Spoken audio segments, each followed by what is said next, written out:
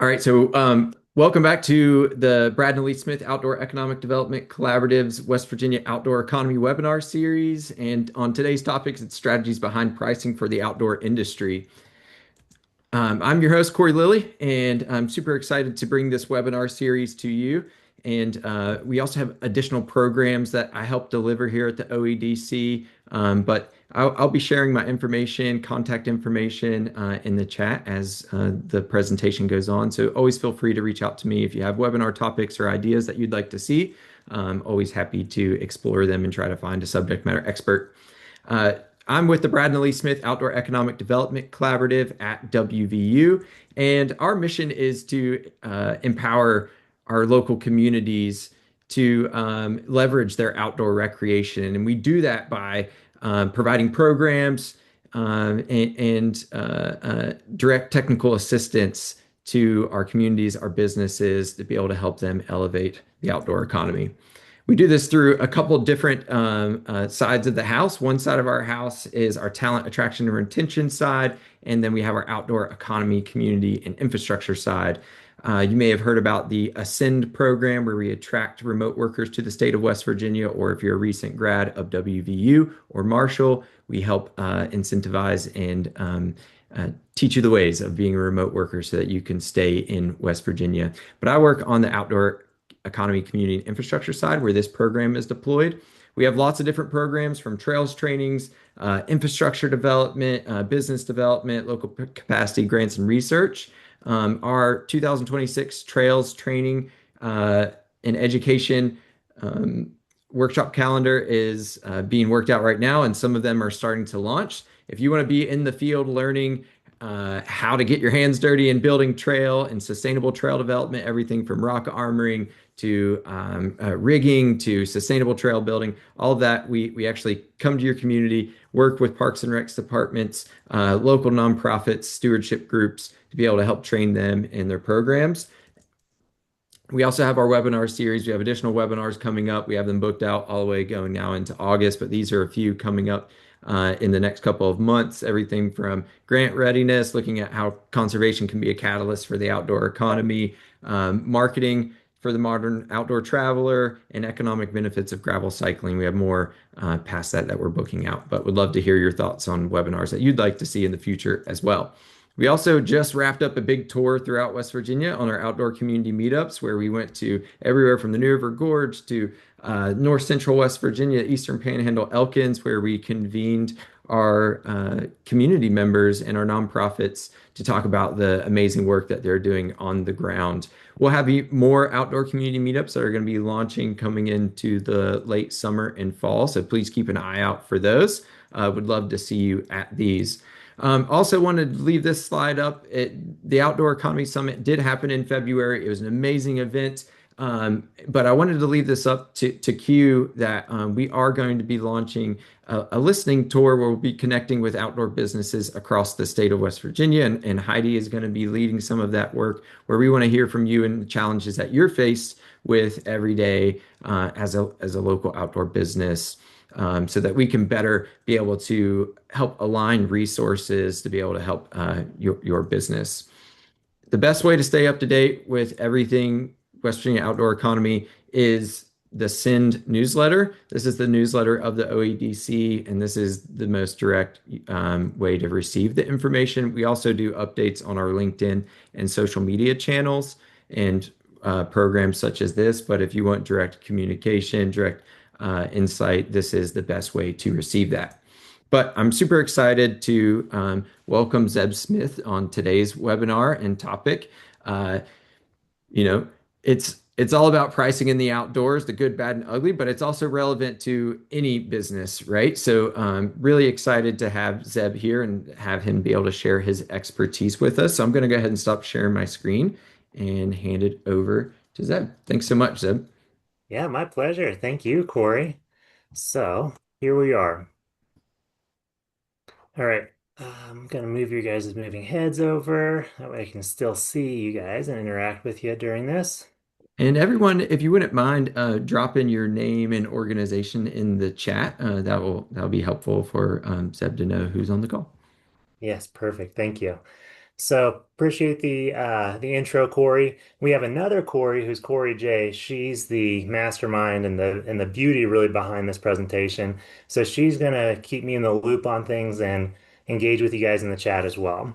So without further ado, let's go ahead and jump on in. Welcome to today's session, the good, the bad, and the ugly of outfitter pricing. I am Zeb Smith, owner of Zebulon. You guys can call me Zeb. We are a professional services firm that works with outfit operators, adventure tour operators, outdoor operators, aka outfitters, all across the nation. And here is a visual of the operations we've worked with over just the past few years. At Zebulon, we're really recognized for our business innovation. Last year, we received the Innovator Award at America Outdoors for our dedication to innovation and challenging the industry to grow in new ways. Really, what fed that award, if you would, is we have our Eddie peer group, and there you can see Corey there. She's the other half to that group where we have outfit owners and managers get together every other week of the year. We go through an MBA level curriculum to help you elevate your leadership team, whether it be owners as well as your managers, as well as a lot of collaboration and discussion that happens. Over the years, we've asked operators what do they really attract to and what are the value they get out of conferences like the Economic Summit. And they've always told us is to listen to presenters like you as well as to engage with our peers. So that's what the Eddie Peer Group is. Also, we have our central data hub, and you guys are going to get a little bit of visibility into some of that data today. We use that data. The central data hub is where you dump your reservation and sales data into one central location, giving you a really good consolidated view of what's actually happening in your business. Rather than having desperate reporting all over the place, you can clearly see what's taking place on the sales front. We also use that data in the Eddie peer group to really open the hood and get into the nitty gritty within that peer group. So people are aware of what's happening across the nation as well as individual outfits. And then our bread and butter is our financial strategy. This is really where the business started out. I'm a CPA by trade. Robert is our new financial manager. He's the guy that's really fronting that. And so you're going to get a lot of that information today as we talk about pricing. At Zebulon, our ultimate goal is to help you work smart, have fun, and make money in your business. And that's what we're going to do today, too. So, getting on into it, we're going to start with some big picture trends. We're going to talk about really what's happened across the industry since the pandemic, zoom into some more recent data that's happened this year. We're then going to get into innovative pricing, give you the good, the bad, and the ugly of how outfitters price, as well as some good approaches that you can start applying in your operation today. We'll get into some real results. You're going to hear from an outfitter who adopted these strategies and the impact it had on his business. And then we're going to give you a crawl, walk, run. So no matter where you're at within your business stage, or whether this is super new information, you can just crawl with it. You'll be able to walk if you're really right in a good position to put gas on the fire. And then, of course, the run, which really just, I think, is what accelerates profitability for a lot of operations through pricing. And then finally, we'll end with some Q&A. We'll open up for dialogue. I do encourage you to go ahead and put all of your questions in the chat as they pop up. The Corys will accumulate those and we'll use those to lead the Q&A session at the end. All right, so this is going to be a lot of information. I encourage you to buckle up and hold on tight. I'm going to give you a lot of info. This session is going to be recorded, so rather than ferociously taking notes, sit back and ingest it. And like I said earlier, please go ahead and put questions in the comments as they pop up. All right, so if I were to take a photo of really what the broader industry's feel has been the last couple years, I think this is it. We're calling it the COVID hangover. The reason for that is like any good night out, there's a lot of highs. And going through COVID, the COVID highs and the pandemic boom, the social distancing, there's a really big flock that happened to the industry. And the last couple years, after, like any night out, after that high, there's a little bit of a drop, and this is the hangover. Fortunately, now it looks like we're in a little bit of a recovery phase. We've been drinking our Pedialyte and we've been taking the aspirin and the Advil, and there's been a little bit of a rebound. But just to give you some of the information and background information as to why it feels like this hangover, Here is the U.S. Census Bureau's Index of Economic Activity. And so this is one of those indexes that we look at Zebulon. And basically, it's a flagship, just overall index that consolidates 15 of the most popular economic indexes into a single one. And so within this index on the far left, we see a zero, which is considered a baseline economy. That's this here. And so we were running at baseline, which is what economists would say they want the economy to be at. It's what's expected for a good, healthy economy. So we were on that zero and a slight downward a little bit prior to the pandemic. There was a major drop that happened, followed by a huge pop. And so we ran at what would be considered an inflated economy for the better part of about 2.5 years. Our industry, as I'm about to show you, actually carried that forward into 2023. We continued to have banner years through that 2023 cycle, but in 23 as well as 24, we got back to baseline. Then last year in 2025, we had another drop. All right. So zooming into this last year, here's that drop that happened. This was the reaction to the tariff scare, if you guys remember that. And then from there, we started climbing up, but the support line, if you would really show that it was below that zero mark. So all through the summer last year, we were in a slightly receded economy. As we get into 2026 and we see the last 3 months, the last three data points, we have 3 consecutive months that have been above zero. So this would show that we have been in recovery mode for the last quarter. Now, I know there's lots of scare about gas prices, and if you're curious about our analysis of that, at the end of this will be our scout report, and I encourage you to take a look at it. There's some good graphics and visuals about where pricing is and where gas prices are. The main take home out of it is we've seen worse in recent years, and it's likely going to drop here by the end of this month based on predictions. Okay, so there we go. Drilling into outfitter specific data. So here we're looking at a few data points from 2019 through until today, as well as what I would expect typical planning to do for operators when it comes to their sales. So the blue line, let's start with that one. The blue line right here is passenger volume. And so this is a grossed up metric across multiple outfitters nationwide coming out of our data hub. And so we can see passenger volume was on an upward tick and it really peaked in 2021. All right. The pandemic happened in 2020. Sales were slow early in the year. Social distancing came out. People flocked to the outdoors. 2021, that was still very much the case. There was actually a lot of fear of missing out from 2020. People want to get outdoors, but they weren't able to. And so people continued those plans onward. In 2021, at least in Colorado, this was a 30-year high in terms of tourism. And so precedence is the best indicator of the future. History would tell us it's not reasonable for us to believe that we'll have another high like that for at least another 30 years. So since then, there's been a steady drop in passenger volume. And so there's a good, stable downward trend that's happening. And so it would behoove us within our planning to be conservative and at least anticipate a continued downward trend over the next few years. Now, the white line here, since we're here for pricing, this would be the effective average spend that consumers paid for activities each of these years. So at the onset of the pandemic and pre-pandemic, that average ticket price was about mid 70s per ticket. We really started making this presentation in 2021 and 2022. Outfitters nationwide were starting to listen, and there's been steady increases ever since then. So we hit the peak average spend on those increasing rates at 2024, about 125 per passenger. So that's a pretty staggering, $50 more per passenger, almost 100% increase.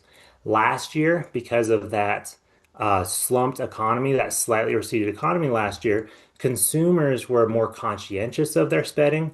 They were still going out and doing the activities. There wasn't much of a drop in volume last year. However, they weren't opting into the additional add-ons. They weren't getting the booties. They weren't getting the insurance. They weren't buying those extra things. Also, they weren't opting into or purchasing the most expensive offer. They might have been purchasing one slightly under. So therefore, we saw a slight dip in a slight pullback in that average spend. Prior to 2025, When we look at the revenue, so even with a dropping volume combined with an increase in price, on the orange mark, mark would be the sales. The orange is the sales. So we actually saw a peak in the revenue generated and sales generated in 2023. I remember these years very well. Going to conferences nationwide, state conferences, America Outdoors, all of them, I heard it over and over again. Operators would tell me, yeah, there was a drop in volume, but because of my increase in price, we continued to increase revenue. All right. And so we have then the drop. And here's where that hangover is. Volume was down, consumers weren't opting in as much, and revenue started dropping. Okay.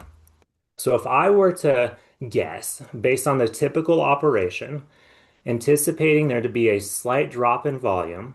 And because of the price hesitancy, I have a feeling operators are going to be scared to increase prices this year. So what they're going to do is they'll probably just add in a inflationary adjustment, slight increase to pricing, maybe only a few dollars each applied across all of the different activities and apply that over the next 3 years. Now, with at least this graph here, those slight increases mixed with that slight volume should result in a slight rightward and upward increase in revenue, like what we like to see. Okay. Well, as we know in business, it's not a matter of what we make, it's a matter of what we take home. So let's dive into profitability. So here's the same outfitters and their profitability over the same time period. We can see that the blue bar in the back is that revenue. There's that 2023 peak, there's the drop, and then there's that slight rightward and upward revenue as we saw on the screen before. The first line is gross profit. And so gross profit is going to be your revenue less your cost of sales and cost of goods sold. All of that spend that's directly experienced by customer and variable to volume. This is your first profit margin called gross profit. And so because of those rising increases in prices that we saw at the beginning, the margin, the spread really between the revenue and that gross profit line was getting bigger. And we're actually seeing that since then, and especially this year, that gross profit shrunk. And so with that estimated conservative price increase we talked about before, effectively an inflationary adjustment would mean that hopefully our change in price is covering our spend, resulting in a flat gross profit. Okay. But that's not all of the spend in our business. We also have our overhead spend. And so these years in particular, between 2020 through 2023, our nation saw some of the highest inflation rates in history. There were also huge increases in employee wages like we've never seen before. As a result, there was huge climbs in that overhead insurance. Another biggie was insurance. Anybody in here love their new insurance bill? Yeah, me neither. Okay. So as a result, those overhead was still climbing faster than gross profit, and the net operating income hit that peak 21, 22, and has been on a downward slope as well. So thinking about moving forward, if we're not going to be making intentional changes to the pricing that you're going to hear about today, where gross profit's flat and not increasing, but we have rising overhead costs, net profit will continue a downward slope. And what really hurts about this is to, if you're not at it already within your operation, to be as profitable as you were as 2019, you're going to need to drive significantly more revenue to be just as profitable. That sucks. Okay. So let's go ahead and dive into it a little bit. One more data point I want to share with you is what has happened so far this year. We're already almost at the end of April. And so weeks 1 through 16, these are the sales that at least the operators within our data set have realized. And this is also more information on this is in that scout report that you'll have access to a little bit later. So far this year, in terms of purchases, the volume has had a slight drop. I'd consider this flat as a drop of 2%. The reason for that drop is that lead time is shrinking. So I have a feeling by the end of the season, volume will actually be up, but consumer behavior has changed a little bit. Shorter lead time, resulting in only a 2% drop in volume. Now, the operators within our data set have this year gone against that typical trend and have actually increased prices up to 24% is what the consumer is buying. So this is up $35 from where it was at last year, 24%. And that mixed 2% drop with a 24% increase in price is a 21% increase in sales. So sales are starting out strong this year, which is a good thing. And that parallels our economic index data from earlier. It's a good mark as we go into this season. All right, so you guys ready to crush it? Let's go ahead and jump on in and be like Rocky this year and knock the living snot out of the economic competition. All right, so if we want to change an outcome, we must have a change of behavior. It's insanity to believe that we're going to do the same thing over and over again, expect a different result.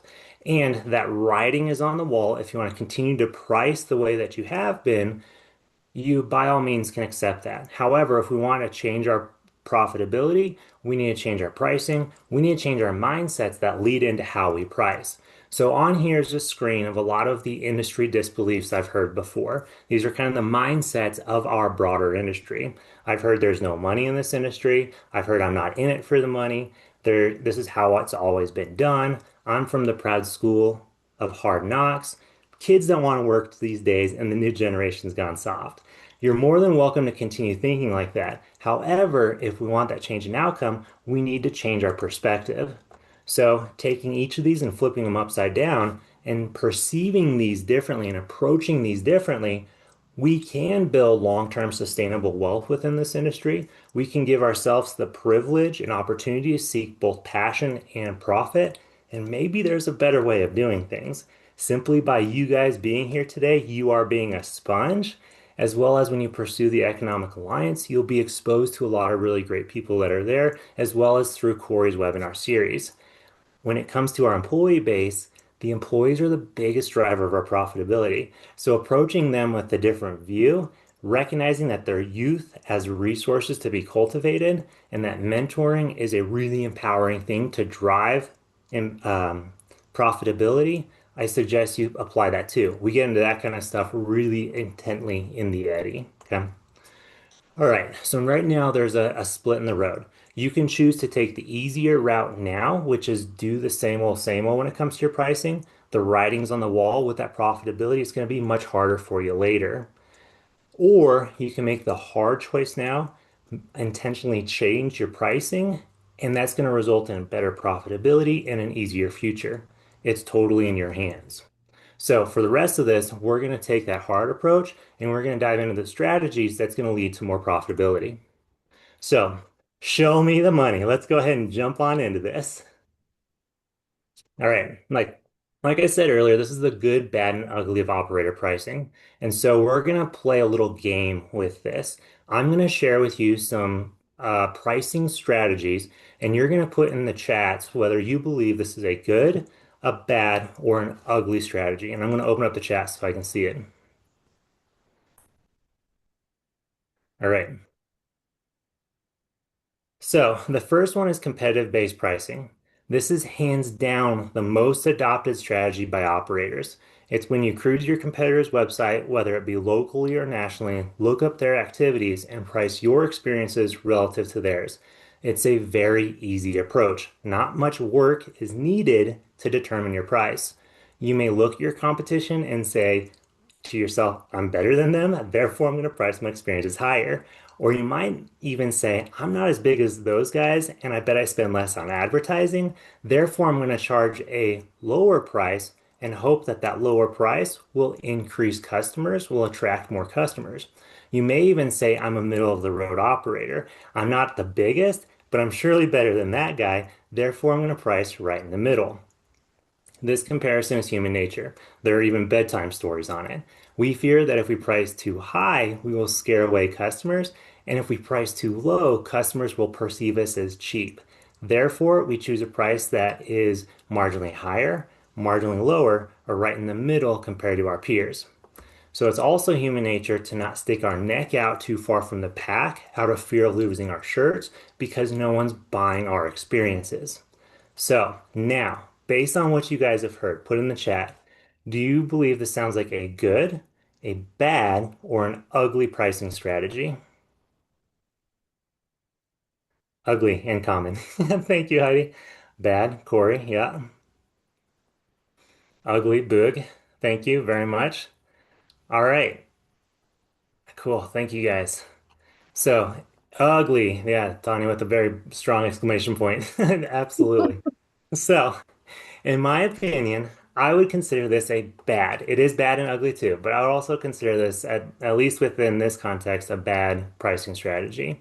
The reason for that is because it focuses only on your competitors' prices and neglects everything else about your business, including your brand, your value proposition, your customers, your employees, your costs, and most importantly, your business's future. And it's bad, very bad, ugly, because it leads to pricing cohorts and stagnant pricing. Regions across the country are, and likely there in West Virginia, try to undercut each other to capture that volume. It's a race to the bottom.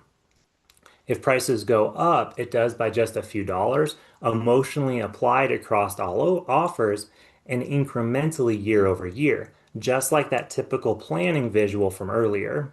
This leads operators to cut corners, which sacrifices customer and guide safety and forces operators to keep costs low, including owner and employee pay. And so this is, in my opinion, why so much of the industry leans on the I don't do this for the money excuse, which is an outright lie because you're running a freaking business. So let's get into the next one then, shall we? This is cost plus. This is also a widely adopted pricing strategy and often suggested by industry gurus and old-time accounting professionals. I believe it's widely adopted because it's been around for a long time and is familiar to us since we experience it in other industries. For example, when you hire a repairman, plumber, or electrician to do work on your house, you'll get an invoice that includes both parts and labor. When you look at the details, you'll see that the provider's parts cost is $100 and he's charging you $200. He's effectively taken his cost, doubled it, and built in a margin that fingers crossed pays for his overhead. The invoice also shows, depending on expertise, the labor charges anywhere from 50 to 250 bucks per hour. And as we know, this is not the wage paid to the guy doing the repairs, but some competitive market amount that theoretically covers his wage plus hopefully a 30 to 70% markup. There is no coincidence that these markups very closely resemble the pricing model adopted by many operators today. And adopting this approach requires moderate levels of work. It requires you to know and understand your direct and variable costs. And for tour operators, this is your guide wages, your fuel and other transportation costs, food and lodging if you provide it, and any other costs directly experienced by your customers and variable to volume, whether it be number of passengers, number of boats, number of trips, or so on.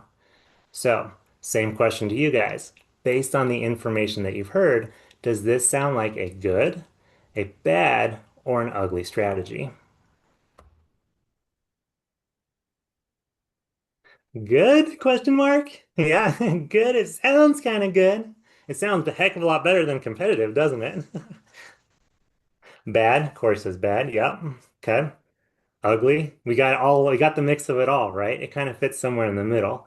Philip, it's what we've always been doing. Absolutely. Thank you for the honesty there. Good on you guys. Having that knowledge is a great thing about your business. And there's some intentionality to it beyond just competitive pricing. So I want to give you props for that, Philip. All right. And good-ish. So thank you. All right. So in my opinion, again, this is just Zebulon's belief. Um, In my opinion, as for cost plus, it is an ugly strategy. It's ugly because I'm sorry. This is because it focuses only on your direct and variable costs and neglects everything else about your business, including your brand, your value proposition, your customers, your employees, and owner needs. And most importantly, it doesn't consider your business's future. Therefore, it's incomplete as it does not consider the core functions of the business. Also, cost plus is a very dated approach. It was probably the widest adopted pricing strategy across the globe from the industrial era until the early 2000s. And finally, industries are bailing on it. And I very much encourage us to bail on it too. So, what about the good? The good are going to be needs-based, value-based, discriminatory, dynamic, and subscription models. So the third one we're going to dive into is need-based pricing strategy. This is a Zebulon original. Needs-based pricing looks beyond the income generated by trip and incorporates the broader needs of your business, including your customers' needs, yes, their needs, your employees and your owners' current and future financial and non-financial needs, and the current and future financial needs of your business. There's a popular quote out there: if you aim for nothing, you'll hit it every time. Needs-based pricing helps you set that target to shoot for.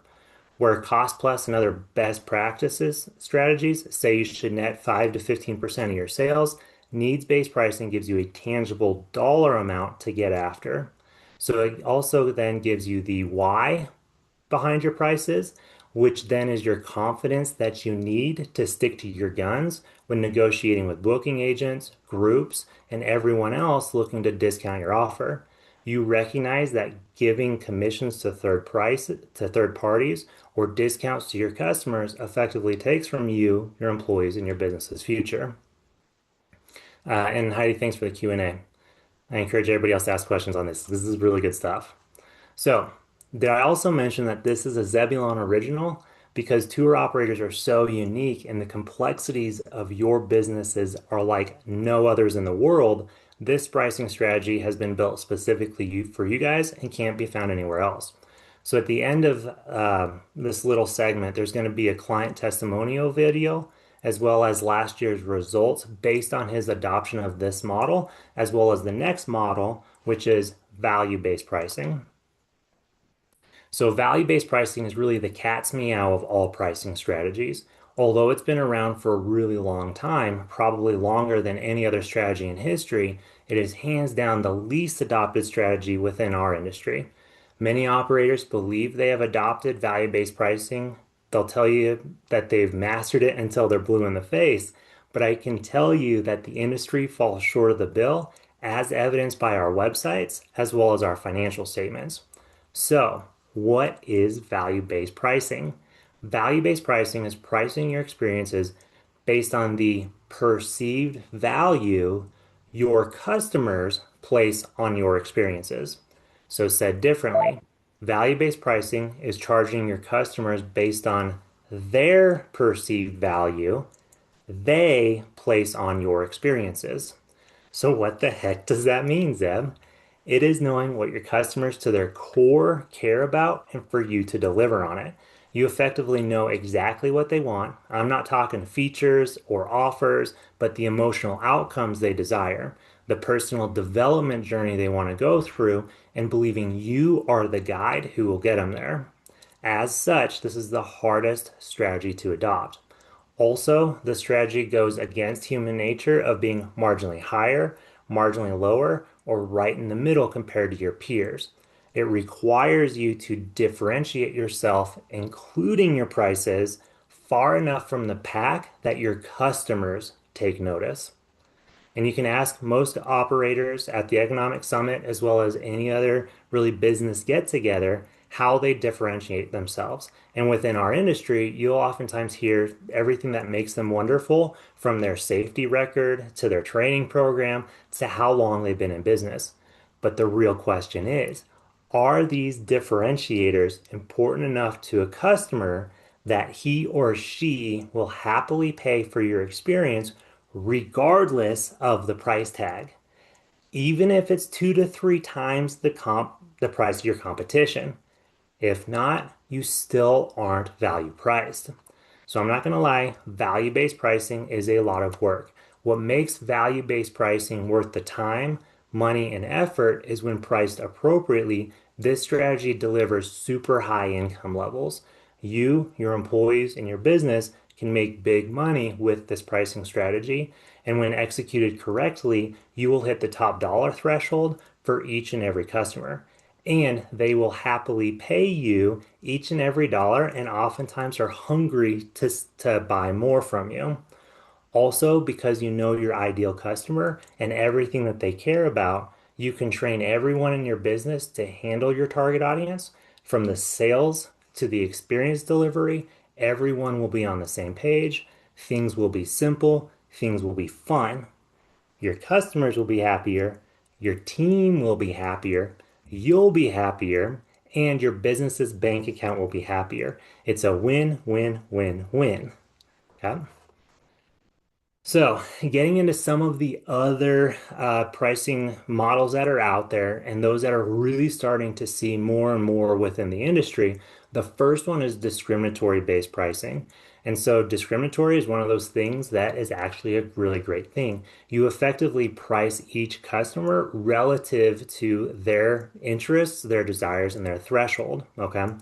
One thing that we do within this industry, and another thing that you can consider this is like peak pricing or demand-based pricing, is what we'll do with this is we look at your data sets, your historical purchasing, your historical peak times of the day, peak days of the week, peak holiday seasons, and differentiate or discriminate your price higher during those time periods. It gets into the basic concept of supply and demand.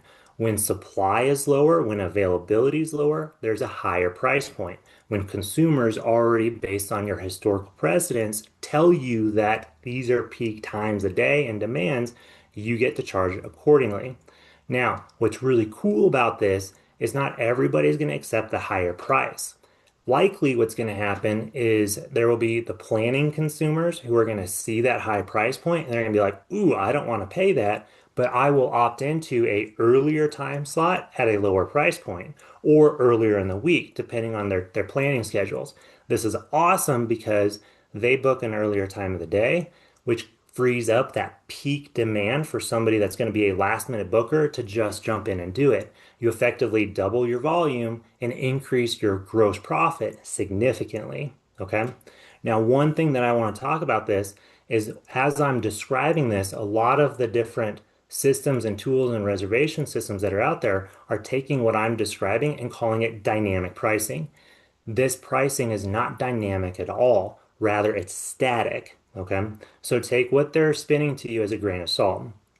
True dynamic pricing is when the price fluctuates based on the consumer purchasing behavior. So examples of this would be what we see when it comes to purchasing Uber and their surge pricing. When you're downtown, I live in Denver or live in Colorado. So like when I'm in downtown Denver, say it's the middle of the day, I can search for an Uber and spend 30 bucks.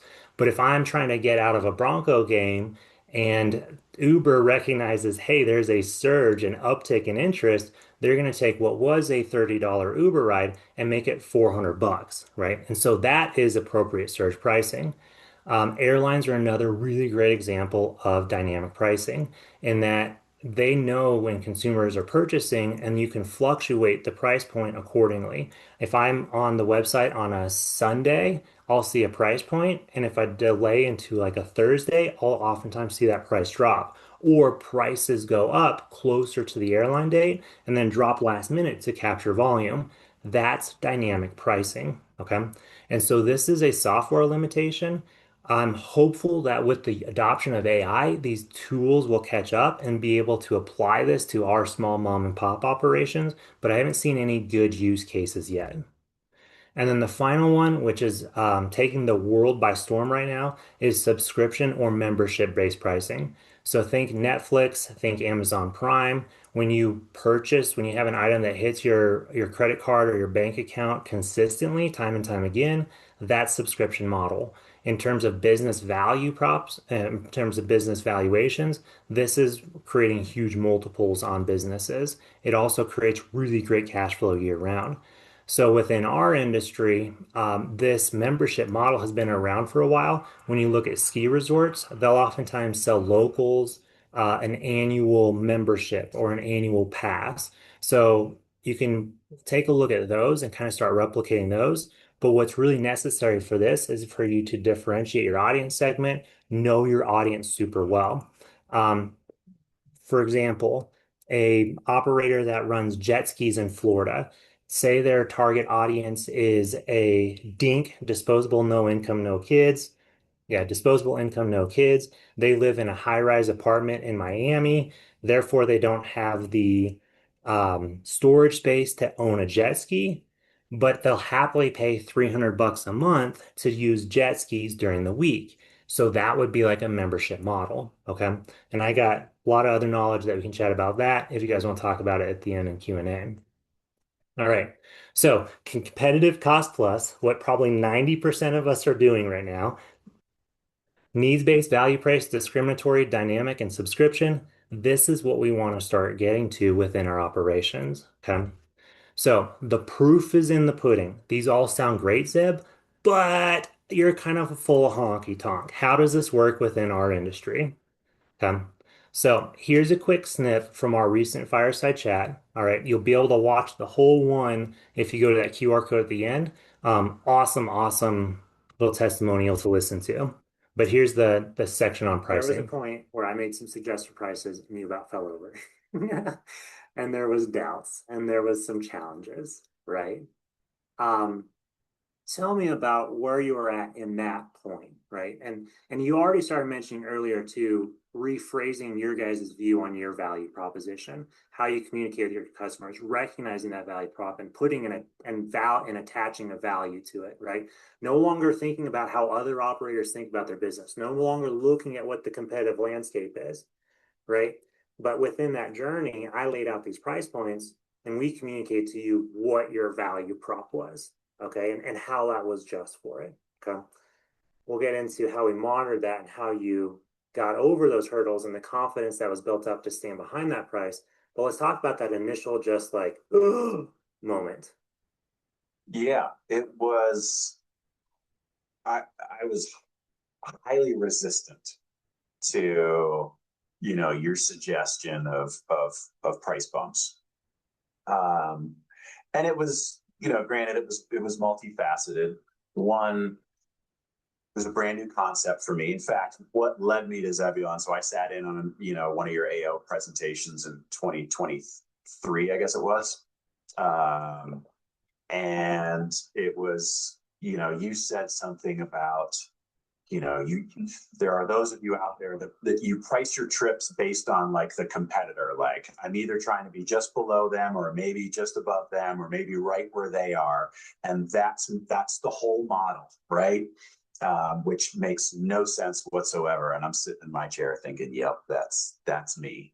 And I don't know how to do it differently. And I need someone to help me, you know, do it differently. And so I find myself in the Zebulon realm, um, which is exactly what I asked for. So when my first reaction to, raising prices was like, absolutely not. There's also this other voice that's like, this is what you asked for. Like, you showed up here because you recognized you were doing it wrong. And, here's a better suggestion. And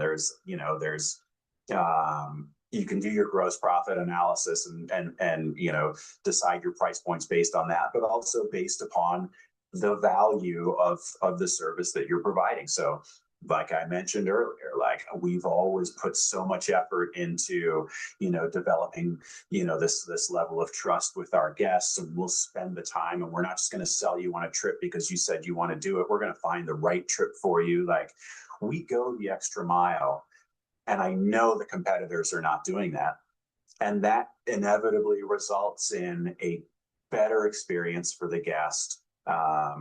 They're on the trip that's right for them. They have the experience that they were hoping to have, or at least they were guided towards the type of experience that maybe they didn't know they were looking for. But we, with our expertise and the time that we put in to understand our guests, led them to the right trip. Most of our competitors are not willing to go to those lengths. And so there's the increased value that Four Season Guides brings to the table. And rightfully so, like, yeah, like we're providing a higher level of customer service. We're going the extra mile. Like our prices should speak to that. We should get our worth. And so it sank in. It's like, all right, let's do this. And granted, we took the crawl approach again. Like I was not ready to run into that one. I wasn't even ready to walk into it. And so we crawled into it. But we strategically focused on, some of our more popular trips, our most popular trips, really. We made some, some pricing adjustments, and it saved our asses in 2025. Cool. Thank you, Dave. So I highly suggest you listen to the full chat that we had with him. He goes more into his journey, his challenges. He goes more into, the application and process of it. One thing that I want to call out before I move on is what he was talking about in terms of his customer base and the extra mile.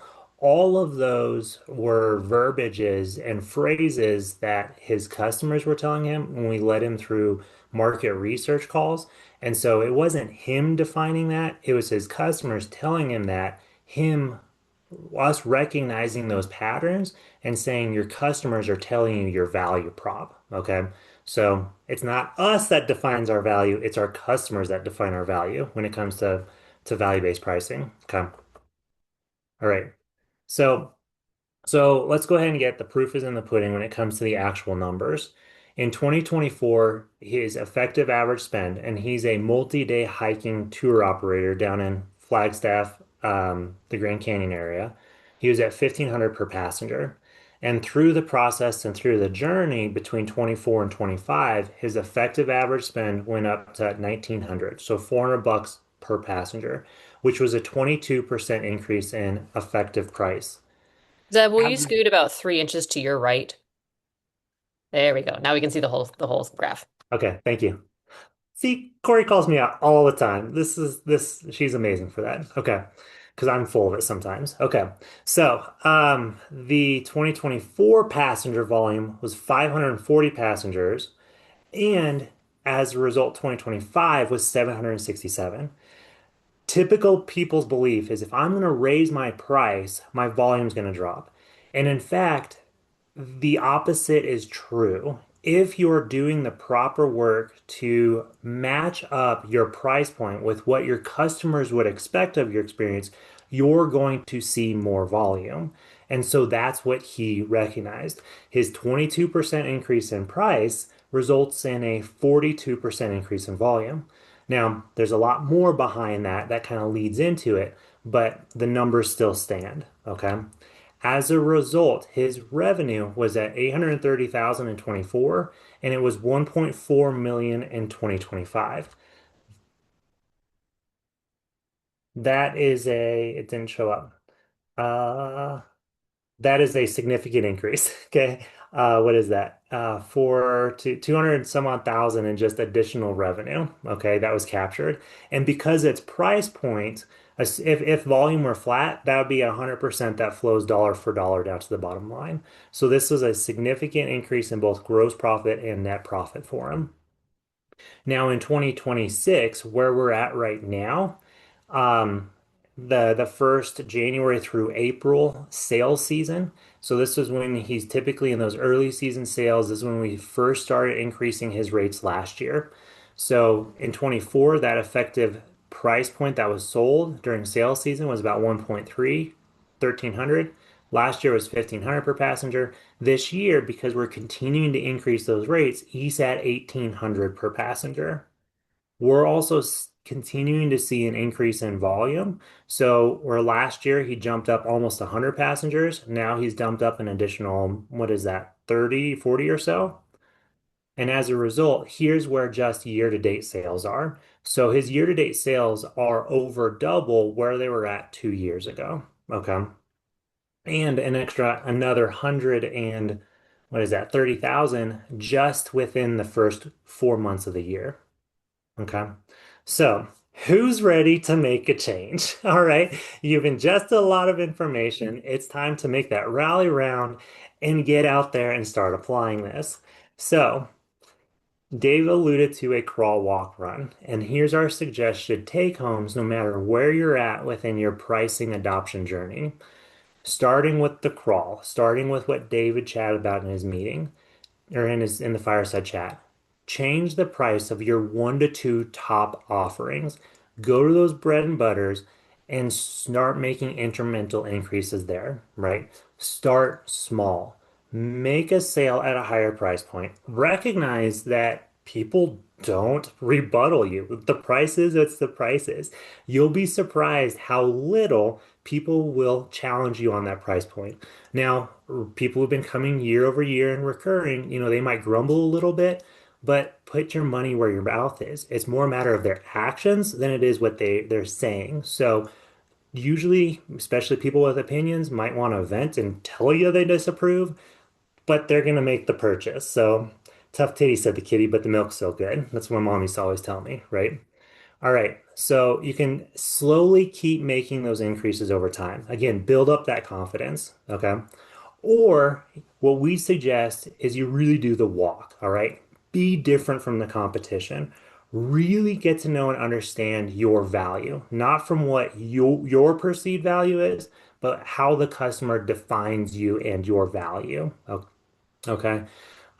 Really great market research tools that are out there. We go through an exercise we call pumpkin planning, which is derived from Mike McAllister's pumpkin plan book. Okay. In the Eddy, we had an accelerator a couple years ago where operators across the nation got together. They pumpkin planned their client base and they all started applying this. So you don't have to recreate the wheel. We've got it for you too. If you want to reach out to us, we can work together on that. And then also systematically then change all your prices. So understand your value and then systematically changing all those prices, price based on their perceived value, price based on your needed results. What's the defined needed profitability in a given year? And combine those. Increase your rights to pay what you need, what you are worth from your own self, as well as how your clients perceive you. Okay historical demand, all kinds of stuff can be applied in that walk. And then finally, the run. Don't do this stuff alone. You guys have been in your businesses for years. There's a lot of baggage and disbelief. There's a lot of things from the past that you likely been carrying with. There's a lot of inherent outfitter misalignment between the consumers and an outfitter. And it really takes a third party oftentimes to see it differently from you, to see it from the consumer's perspective, to really put that gas on the fire. Okay. So whether it's Zebulon or another third party, get that different perspective on your pricing. All right. And so there we go. National trends, innovative pricing. We went through the case study. Crawl, walk, run. You're Zeb, you're full of it. So now's that time where we can chat about this. You guys can ask questions. I promised you there'd be a QR code where you can get the fireside chat, the scout report, and any other resources that we can give to you guys to help with your price point. There you go. Okay. 6 minutes left. Yes. Thanks so much, Zeb. Really appreciate all of that insight. And you're right, it was a ton of information, but it was really good to sit back and kind of just digest it all, and lots of lots of juices flowing for me, and things that really like light bulbs went off.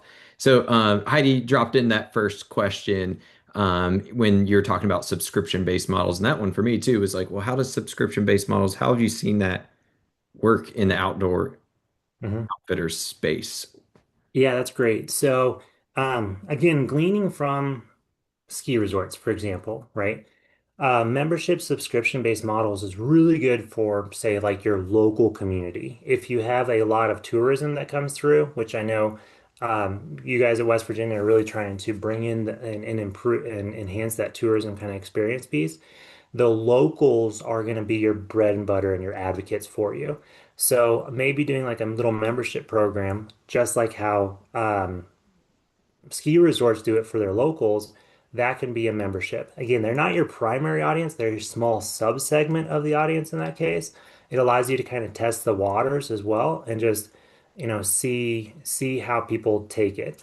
Um, the thing about memberships is people will make a purchase, they get excited, and then their utilization rate is really lower than what their anticipation is. There will be people that will use it. And so within our system and within the operators that we've applied it with, that has been the challenge is just to make sure that they're not overtaking capacity. But again, it's just small.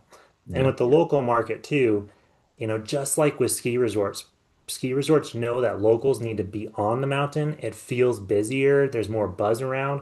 If you have the restaurant people in your local bars going to your experience and talking about you, they become a great advocates for promo. So that's how we've applied memberships so far. Got it. Yeah, that's definitely me when I buy a membership to the gym, thinking I'm going to go to the gym way more often than what I actually do. Uh-huh. Oh yeah. Yeah, I mean it's great cash flow. Yeah. So So a question that I had is like, are you seeing a shift towards premium experiences versus budget offerings in the outdoor sector? Like, how does that, like oftentimes West Virginia is thought of like a really great like budget experience to come to because it's much cheaper than say going to the beach or somewhere else that's higher costs. And that's what we've leaned into a lot. And so is that still valid or like what are your thoughts around that? Again, it's all a matter of perspective and perception. So, prime example, we were working with an operator in northern Wisconsin. Okay, so not known for its outdoor rec and really big tourism attracting realms. And so, when we did the pumpkin planting effort through the Eddy Accelerator, we looked at their subsegments and saw that Girl Scouts were a huge driver of their group-based income. So, we had them call up the trip leaders of those Girl Scout groups and the messaging was the same. They were not coming out of Wisconsin, but they were coming out of those surrounding states. And from their perspective, it was still cheaper to go to Wisconsin versus to go to Colorado. But what they learned was it wasn't the price point that was cheaper. It's because they didn't need the travel, they didn't need the lodging, they didn't need all of these ancillary things that made it a super expensive trip. So the operator was able to charge a premium for their offer because on the aggregate, the consumer saved money, but they had to educate their consumer. Yeah, we might be twice the price point of Colorado, but you're saving on all this other stuff. And we have a really phenomenal, and again, this is what the consumer is telling them, we have a really phenomenal tight area that, doesn't have other walkthroughs, so your girls could be safe. That's what the trip leaders were telling them that their value was, right? So combining the cost savings aggregate with the safety of their area that the trip leaders had comfort in, boom, there's a 30-40% increase premium compared to the everything else. So same offer, but premium price point. Boog, I see you have your hand up. Oh, yeah. I was just asking back to the subscription thing, and I just put that in the chat. I think it's a locals only ski pass that we remember like from the 90s is one thing, but like the Icon Pass where we're seeing it really push people off the slopes because that pass has pushed the daily up so high. Just wondering about the distinctives of applying that. And it kind of has to do with what Corey was just saying. And then also, it seemed like the subscription thing would really require a deep knowledge of what your customers desire in your services because it would tend to discount anything associated with it. And so, if you have something that you would have plenty, of revenue on without ever discounting it, but it's thrown in with that pass, besides the effect of making it less seasonal, it might really hurt your opportunity to increase that spread. I'm curious about everything, but Yeah, no, totally. Those are great questions. That whole change, right, with like Aspen. I live in Gunnison, and so Crested Butte is right next to us. yeah. Vail Resorts bought Crested Butte, and you know, yeah, exactly. I mean, it's now like it's super hoity-toity and it's lost the character, right? However, it's still a great economic driver. The reality is like that is kind of the exclusion to the rule. Yeah, Icon is doing that, and for the most part, like everywhere else, like the rest of the 98% of the world, we're not going to experience that, right? Unless you grow up your operation to be the equivalent of a Vail resort, right? Right. I don't anticipate, I mean, I don't know your business yet, but props to you if you are. So, to your question of it really comes down to knowing and understanding your core audience. That is a core fundamental of any good business unit, right? Our industry has just been, I have a passion. I want to get people share the outdoors. I've got a boat. I've got some oars. Let's get people outside, right? But it's been more a matter of me and what I can do for you versus you telling me what I can do for you. Okay. So, generally speaking, and I haven't seen anybody go to like full membership models yet, right? It could potentially go that way. The memberships that we are seeing are very small segments of that broader audience, right? And we might be not necessarily making money on those, but we know their place within that broader customer journey, and we can usually tie revenue generation outside of those memberships to other revenue elsewhere. So we're getting paid to be marketing, right? We're getting paid to be promo. We're no longer paying people to do our promo. We're getting paid to do our promo. Okay. I hope that loosely answers your question.